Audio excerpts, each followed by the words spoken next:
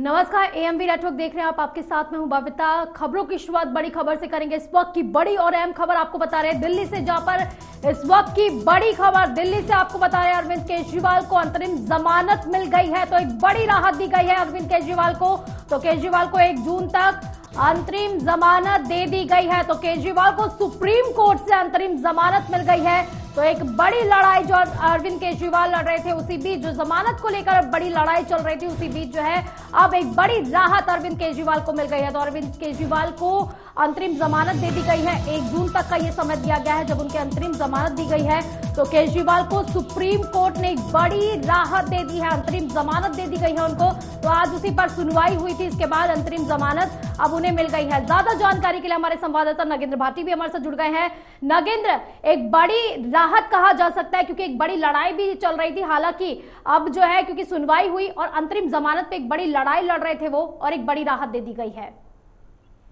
देखिए बबीता, इस सारे मामले में जो जमानत के लिए अर्जी लगाई गई थी उस पर 7 मई को ही सुनवाई पूरी हो गई थी, लेकिन फैसला नहीं सुनाया था सुप्रीम कोर्ट में और फैसले को सुरक्षित रख लिया था। आज 2 बजे जब सुनवाई शुरू हुई तो उसके बाद अरविंद केजरीवाल को जमानत देने के लिए सुप्रीम कोर्ट ने कहा कि हम उन्हें अग्रिम जमानत दे रहे हैं 1 जून तक। तो इसमें ईडी की तरफ से कहा कि उन्हें उसके बाद सरेंडर के लिए भी बोला जाए। तो 2 जून को अरविंद केजरीवाल को सरेंडर करना होगा। इस दौरान शर्त सिर्फ ये है कि कहीं भी किसी भी आधिकारिक फाइल पर वो साइन नहीं कर सकते हैं, और इसके लिए कोर्ट ने 7 मई को भी पूछा था। तो उस वक्त भी अरविंद केजरीवाल के वकील ने इस पर कहा था कि हमें इस पर कोई आपत्ति नहीं है। आप देखिए कि उस दिन से ही उम्मीद ये की जा रही थी कि अरविंद केजरीवाल को सुप्रीम कोर्ट से राहत मिल जाएगी और आज उन्हें अग्रिम जमानत जो है वो 1 जून तक मिल गई है। अब वो अपनी पार्टी के लिए चुनाव प्रचार कर सकेंगे। लेकिन नगेंद्र, इससे पहले क्योंकि जमानत मिली है, इस पर भी हम आगे चर्चा करेंगे, लेकिन उससे पहले जानना चाहिए कोर्ट में जब चीजें सुनवाई हो रही थी उस दौरान क्या कुछ हुआ है, सिलसिलेवार थोड़ा बताइएगा। क्योंकि ईडी की तरफ से भी कई पक्ष भी आज रखे जा रहे थे। सुनवाई आज होनी थी अंतरिम जमानत को लेकर, लेकिन ईडी लगातार पुरजोर भी कोशिश कर रहा था कि जमानत ना मिल पाए। देखिए बबीता, इस पर सुनवाई 7 मई को ही पूरी हो गई थी और उस वक्त जब ईडी की तरफ से जमानत का विरोध किया गया था तो सुप्रीम कोर्ट की तरफ से कहा गया था कि अरविंद केजरीवाल मुख्यमंत्री है और वो आतन क्रिमिनल नहीं है, उनका कोई ऐसा रिकॉर्ड नहीं रहा है।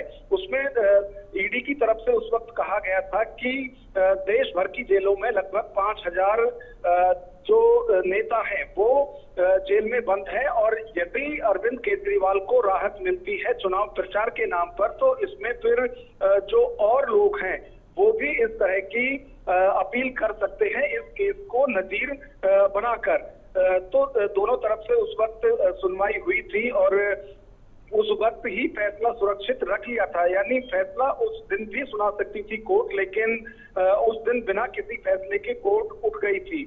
उसमें कहा गया था कि शुक्रवार को अब इस पर क्या फैसला है वो हम सुनाएंगे, और ईडी का पक्ष भी जानने की उन्होंने बात की थी। तो ईडी की तरफ से हलफनामा कल दिया गया था गुरुवार को, और उसमें तमाम तरह की बातें की गई थी कि चुनाव के दौरान प्रचार करने का अधिकार ना मौलिक अधिकार है, ना संवैधानिक अधिकार है और ना ही एक कानूनी अधिकार है। तो इस लिहाज से उन्हें जमानत नहीं दी जाए। तो ईडी की तरफ से पूरा विरोध किया था, लेकिन सुप्रीम कोर्ट ने ईडी की जो दलील है उनको नहीं सुना और अब अरविंद केजरीवाल को सुप्रीम राहत मिल गई है। तो अब वो अपनी पार्टी के लिए लोकसभा चुनाव में प्रचार कर सकेंगे, जिसके लिए लगातार उनकी तरफ से कहा जा रहा था। दूसरा ये कि आज अरविंद केजरीवाल के वकील की तरफ से ये कहा गया कि जो उन्होंने दूसरी रिट दायर की हुई है, गिरफ्तारी को चैलेंज किया गया था और रिमांड को, उस पर भी जल्द से जल्द सुनवाई की जाए। तो कोर्ट में उसमें कहा गया है कि जल्द ही इस पर भी निपटारा कर लिया जाएगा। तो फिलहाल कोर्ट से अरविंद केजरीवाल को बड़ी राहत मिली है, और अरविंद केजरीवाल को राहत मिली है तो उनकी पार्टी को और भी ज्यादा राहत है, क्योंकि अरविंद केजरीवाल आम आदमी पार्टी के संयोजक हैं और जब वो प्रचार में जाएंगे तो आप देखिए कि सबसे ज्यादा फर्क अब चुनाव में दिल्ली तो और बीजेपी के लिए कितनी बड़ी चुनौती होने वाली है, क्योंकि मुखिया बाहर निकल चुके हैं। जी बिल्कुल, देखिए आम आदमी पार्टी के प्रभाव की यदि बात करें तो सबसे ज्यादा पंजाब और दिल्ली में है और इन दोनों जगह ही आम आदमी पार्टी की सरकार भी है। तो अब अरविंद केजरीवाल जब चुनाव प्रचार के लिए निकलेंगे तो इन दो सीटों पर बीजेपी के लिए, इन दो राज्यों में बीजेपी के लिए बड़ी चुनौती के तौर पर वो होंगे। जी चलिए, बहुत बहुत शुक्रिया नागेंद्र आपका इन तमाम जानकारी के लिए। तो अगली खबर का रुख करेंगे गोरखपुर से। आपको खबर बता रहे हैं जहां पर गोरखपुर संसदीय सीट से बीजेपी उम्मीदवार रवि किशन ने शुक्रवार को पूर्व निर्धारित समय के मुताबिक नामांकन केंद्र पहुंचकर अपना नामांकन पत्र दाखिल कर दिया है। इस दौरान पिपराई विधायक महेंद्रपाल सिंह, सत्येंद्र सिन्हा, महापौर और डॉक्टर मंगलेश श्रीवास्तव समेत अन्य कई लोग भी मौजूद रहे।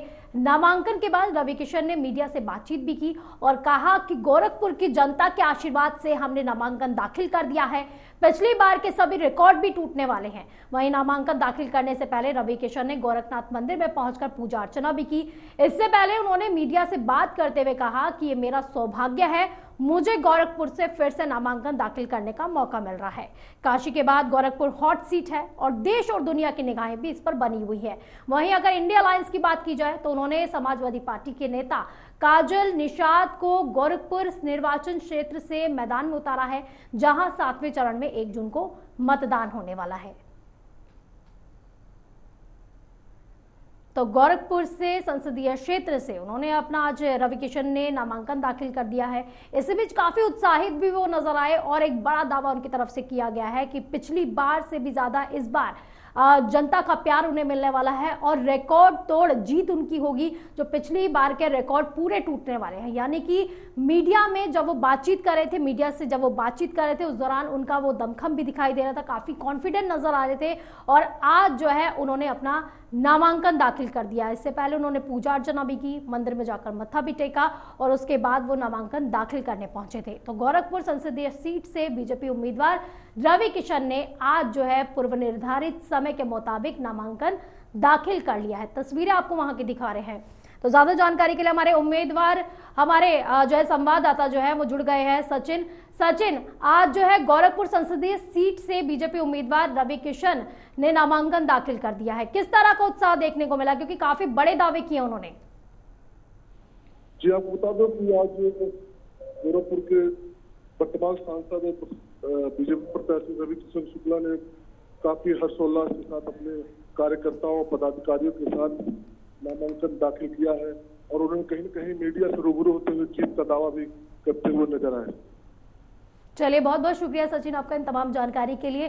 तो यानी कि आज रवि किशन ने अपना नामांकन दाखिल किया। इसके बाद जब वो मीडिया से रूबरू हुए तो काफी दमखम दिखाते हुए वो नजर आए, काफी कॉन्फिडेंट वो नजर आ रहे थे। उन्होंने साफ कह दिया कि दावा किया उन्होंने कि इस बार उन्हें ज्यादा बड़ी जीत मिलने वाली है।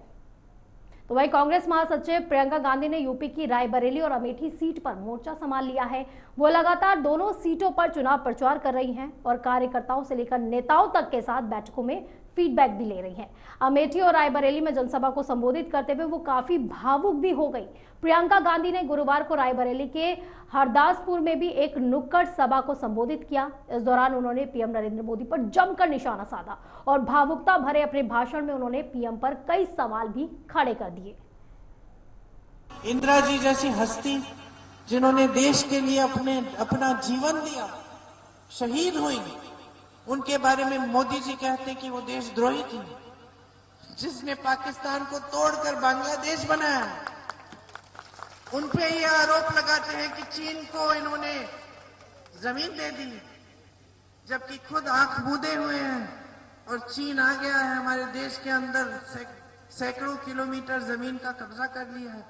राजीव गांधी जी के बारे में कहते हैं कि देशद्रोही थे, कि अपनी मां की विरासत को लेने के लिए कानून बदल दिया ताकि टैक्स न देने पड़े। उनको कौन समझाएगा कि विरासत में हमें धन दौलत नहीं मिली, विरासत में आपका प्रेम मिला, जनता का आदर मिला, इस देश के लिए शहीद होने का जज्बा मिला। खबर मिर्जापुर से है, जहां पर सपा में टिकट को लेकर घमासान छिड़ गया है। इसी बीच एक सपा प्रत्याशी का वीडियो भी सामने आया है जो काफी वायरल भी हो रहा है। तो इसमें वो राजेंद्र एस बिंद पर आरोप लगाते हुए दिखाई दे रहे हैं। वीडियो में सपा प्रत्याशी ने कहा कि अखिलेश यादव से मुलाकात कर राजेंद्र एस बिंद ने मिर्जापुर का टिकट उन्हें देने की बात कही है बजाय अन्य लोगों के, जिसके बाद सपा प्रत्याशी ने अपना दर्द साझा कर जनता से अपील भी की और सवाल किया कि जो टिकट काटा जा रहा है क्या वो सही है और क्या ये टिकट एस बिंद को दिया जाना चाहिए।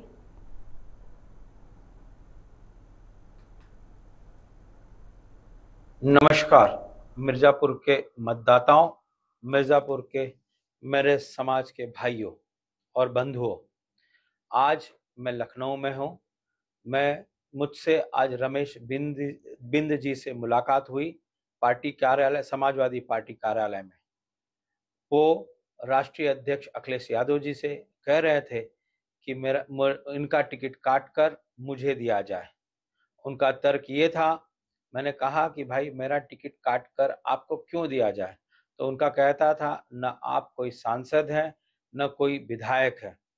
और रमेश बिंद जी का कहना था कि मैं यहाँ का सांसद हूँ और 3 बार से विधायक हूँ, तो मुझे प्रतिनिधित्व करने का अधिकार मेरा है, आपका नहीं।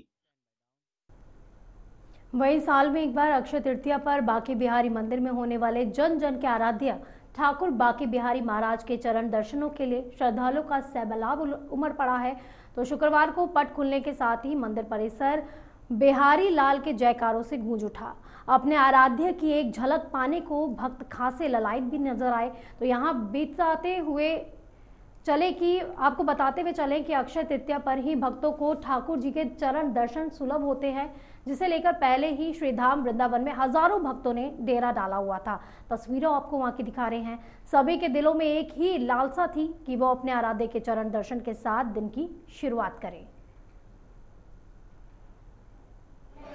सर्वप्रथम आप सभी प्रभु भक्तों को अक्षय तृतीया एवं परशुराम जयंती की हार्दिक शुभकामनाएं। जैसा कि आप सभी को ज्ञात है कि आज अक्षय तृतीया का बड़ा ही पावन त्योहार है और ये त्योहार श्री बिहारी जी महाराज के एवं हर्षोल्लास के साथ मनाया जाता है। आज के दिन विशेष रूप से बिहारी जी महाराज के श्री चरणों के दर्शन होते हैं, जो कि वर्ष में केवल एक ही दिन होता है। आज बिहारी जी महाराज जैसे ही प्रातः दर्शन मिले तो भक्तों का नाता अपनी आराध्य के एक झलक पाने के लिए उमड़ पड़ा। ठाकुर जी के मंदिर में जन सैलाब उमड़ गया और अपने आराध्य की एक झलक करते ही बिहारी जी महाराज की एक झलक लेते ही वह मंत्र हो गए और अपने आप का एहसास किया और प्रकाश बने। और जैसा कि आपको याद होगा कि आज विशेष रूप से बिहारी महाराज के श्री चरणों में चंदन का लड्डू चढ़ाया जाता है तथा सत्तू के लड्डू का भोग लगाया जाता है एवं का भोग लगाया जाता है। वहीं मुजफ्फरनगर में एक सरकारी स्कूल की कुछ तस्वीरें ऐसी सामने आई जिसने सभी को हैरान कर दिया। स्कूलों में जहां पेरेंट्स अपने बच्चों को पढ़ाने के लिए भेजते हैं, उन्हीं स्कूलों में कहीं पर बच्चों से अपने काम भी करवाए जाते हैं। मामला भिक्की बहादुरपुर सदर ब्लॉक के एक सरकारी स्कूल का बताया जा रहा है, जहां स्कूलों में बच्चों से पढ़ाई ना करवाकर उनसे साफ सफाई का काम करवाया जा रहा है। यह सफाई सिर्फ स्कूलों की नहीं बल्कि गाड़ियों की भी करवाई जा रही है। वीडियो में आप देख सकते हैं कि कुछ बच्चे एक कार को भी पानी से साफ करते हुए दिखाई दे रहे हैं। वहीं इस वीडियो के वायरल होने के बाद अब जनपद का शिक्षा विभाग भी हरकत में आ गया और आनन फानन में स्कूल के प्रिंसिपल को नोटिस जारी करते हुए मामले की जांच भी शुरू कर दी गई है। आज एक वीडियो संज्ञान में आया है जिसमें प्राथमिक विद्यालय भिक्की बहादुरपुर सदर ब्लॉक का वह विद्यालय है, जिसमें बच्चों द्वारा एक अल्टो गाड़ी को धुला जा रहा है। 3-4 बच्चे हैं, वो एक गाड़ी को धुल रहे हैं और कुछ बच्चे छत पे चढ़े हुए हैं और वहाँ से सीढ़ी लगी हुई है, साफ सफाई कर रहे हैं। तो इस मामले में जो वहाँ के इंचार्ज अध्यापक है, प्रधान अध्यापक है, उनको नोटिस दिया जा रहा है, कारण बताओ नोटिस जारी किया जा रहा है। साथ ही बीओ सदर को इस संदर्भ में जांच करने के लिए आदेशित किया जा रहा है। सर, कितनी बड़ी लापरवाही मानते हैं कि इस तरह से ऊपर बच्चों से सफाई की जा रही है? कुछ अनहोनी भी हो सकती है घटना। हाँ, बिल्कुल, ये पूर्णतः सुरक्षित था और ये कहीं से भी शिक्षक के आचरण के अनुकूल नहीं है। इसमें जांच होगी और विधि सम्मत कार्रवाई की जाएगी। वहीं श्रावस्ती में विद्युत विभाग की बड़ी लापरवाही देखने को मिली है। लापरवाही से एक भैंस की मौत हो गई तो वहीं गांव में इसको लेकर घमासान मच गया है। खंबे पर करंट उतरने से भैंस की मौत बताई जा रही है। वहीं पर लोगों का यह भी कहना है कि 5 ऐसे ही खंबे हैं जिस पर इस तरह के करंट दौड़ रहे हैं। तो बिजली कर्मचारी और नेताओं पर ग्रामीण भी जमकर बरस गए। उनका गुस्सा जो है 7वें आसमान पर पहुंच गया इस घटना के बाद। तो ग्रामीणों ने एकजुट होकर जमकर विरोध भी किया है। तो ग्रामीणों ने विद्युत कर्मचारी पर इस दौरान जो है जबरन धन उगाही का आरोप भी लगाया। तो वहीं श्रावस्ती कटरा क्षेत्र के कटरा ग्राम सभा के पासीपुरवा गांव का ये पूरा मामला बताया जा रहा है। इसी बीच आपको बड़ी खबर बता रहे हैं, महाराणा प्रताप का बोर्ड लगाने को लेकर 2 पक्षों में मारपीट शुरू हो गई। तो महाराणा प्रताप का बोर्ड लगाने को लेकर ये पूरा विवाद हुआ है, जहां पर दोनों पक्ष एक दूसरे के आमने सामने आ गए। तो लोगों ने एक दूसरे पर जमकर पथराव किया। तो सड़क के बीचों बीच दोनों पक्षों में ईंट पत्थर तक चल गए। तो पथराव का लाइव वीडियो भी सामने आया। तो मौके पर पुलिस भी पहुंची, तब मामले को शांत कराने का प्रयास किया गया। तस्वीरों के जरिए आप देख सकते हैं। तो आदमपुर थाना क्षेत्र के कोकापुर गांव की पूरी घटना बताई जा रही है, जहां का ये वीडियो है अब वो जो वायरल हो रहा है काफी ज्यादा सोशल मीडिया पर। तो एक दूसरे के सामने आ गई ये सिर्फ एक बोर्ड को लेकर। तो उसी को लेकर ये पूरा विवाद शुरू हुआ। वहीं गाजियाबाद के थाना भोजपुर को जानकारी प्राप्त हुई कि ग्राम सैदपुर निवासी सचिव पुत्र स्वर्गीय वीरेंद्र को मृत अवस्था में एमएमजी अस्पताल ले जाया गया था। सूचना पर थाना भोजपुर द्वारा फील्ड यूनिट के साथ घटना स्थल का निरीक्षण भी किया गया। सारी छानबीन में प्रकाश में आया कि मृतक सचिव और उसका दोस्त नकल, जो कि सैदपुर का ही रहने वाले बताए जा रहे हैं, दोपहर में साथ बैठकर शराब पी रहे थे। इस दौरान दोनों में किसी बात को लेकर अनबन हुई और उसके बाद नकुल ने घर में रखे डंडे से सचिव के सर पर कई बार वार किए, जिससे वो गंभीर रूप से घायल हो गया। इसके बाद नकुल मौके से फरार हो गया। इस घटना में मृतक सचिव के भाई द्वारा दी गई तहरीर के आधार पर अब थाना भोजपुर में मुकदमा दर्ज कर लिया गया है। वहीं आरोपी नकुल को हिरासत में लेकर पूछताछ भी की जा रही है। एमएमजी हॉस्पिटल गाजियाबाद से थाना भोजपुर को कोई मेमो प्राप्त हुआ, जिसमें यह सूचना दी गई कि ग्राम सैदपुर थाना भोजपुर के निवासी सचिव पुत्र स्वर्गीय वीरेंद्र को मृत अवस्था में एमएमजी हॉस्पिटल गाजियाबाद शाम को ले जाया गया था। प्राप्त सूचना के आधार पर थाना भोजपुर द्वारा गहनता से छानबीन की गई। घटनास्थल का निरीक्षण किया गया तथा मौके पर फील्ड यूनिट को बुलाया गया। समस्त छानबीन से यह प्रकाश में आया है कि मृतक सचिव व उसका एक दोस्त नकुल, जो उसी गांव सैदपुर का ही रहने वाला है, ये बैठकर साथ में दोपहर में आज शराब पी रहे थे। इस दौरान उनके बीच किसी बात को लेकर विवाद हुआ, कहासुनी हुई, जिसके दौरान नकुल द्वारा घर में ही रखे एक डंडे से सचिव के सिर पर वार कर दिया गया, जहां वो गंभीर रूप से घायल हो गया। इसके बाद वो मौके से फरार हो गया। बाद में कुछ समय बाद सचिव का भाई सचिन जब घर पे पहुंचा तो उसने अपने भाई को घायल अवस्था में देखा, जहां से उसे लेकर ये एमएमजी हॉस्पिटल गए, जहां पर सचिव को मृत घोषित कर दिया गया। इसी बीच आपको बड़ी खबर बता रहे हैं अगली। तो गोली लगने से घायल हुए युवक की मौत हो गई है। तो शादी समारोह के कार्यक्रम में युवक पहुंचा हुआ था, जहां पर युवक की मौत से परिवार वालों में कोहराम मच गया है। तो मृतक के परिजनों ने हत्यारे की गिरफ्तारी करने की अब मांग भी उठा दी है। मामूली बात के चलते ये जो है कहासुनी हुई, उसके बाद जो है गोली मारने का ये आरोप परिवार वालों की तरफ से लगाया गया है। तो पुलिस ने हत्या के मामले में मुकदमा दर्ज कर लिया है। तो वहीं आरोपी की तलाश में अब पुलिस जुट गई है। तो थाना नागफनी इलाके का ये पूरा मामला बताया जा रहा है।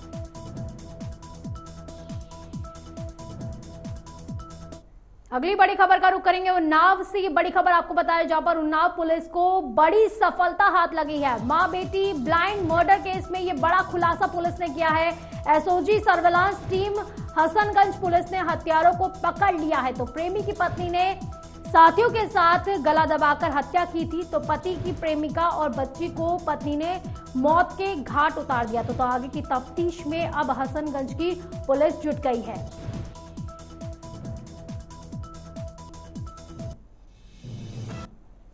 तो उन्नाव से आपको ये तस्वीरें दिखा रहे हैं, जहां पर उन्नाव पुलिस को एक बड़ी सफलता हाथ लगी है। मां बेटी ब्लाइंड मर्डर केस था, जिसका पुलिस कई समय से जांच भी कर रही थी और बड़ा खुलासा पुलिस ने कर दिया है।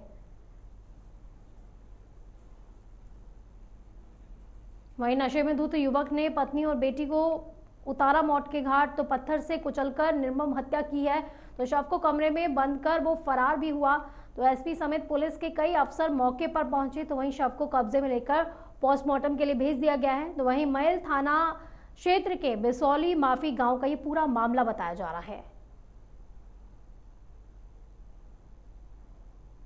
ये देवरिया जनपद में मई थाना क्षेत्र के अंतर्गत बिसौली माफी ग्राम का प्रकरण है, जहां एक व्यक्ति जिसका नाम बबलू है, उसने अपने घरेलू पारिवारिक विवाद के चलते अपनी ही पत्नी और बच्ची के सर पर विवाद के दौरान सिलबट्टे से चोट मारी, जिससे इन दोनों की मृत्यु हो गई। इस संबंध में सुसंगत धाराओं में मई थाना पर अभियोग पंजीकृत किया जा रहा है और जो अभियुक्त है बबलू, उसे हिरासत में लेकर अग्रिम विधिक कार्रवाई की जा रही है। इसी बीच आपको अगली बड़ी खबर बता रहे, जहां पर नवजात शिशु का शव मिलने से सनसनी फैल गई।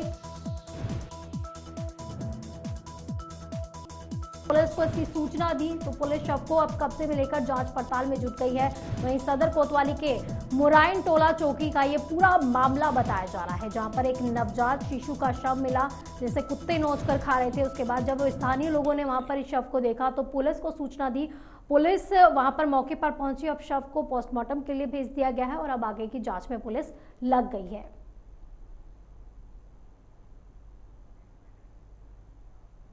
बुलेटिन में फिलहाल के लिए बस इतना ही। आप देखते रहिए एएमवी नेटवर्क। नमस्कार।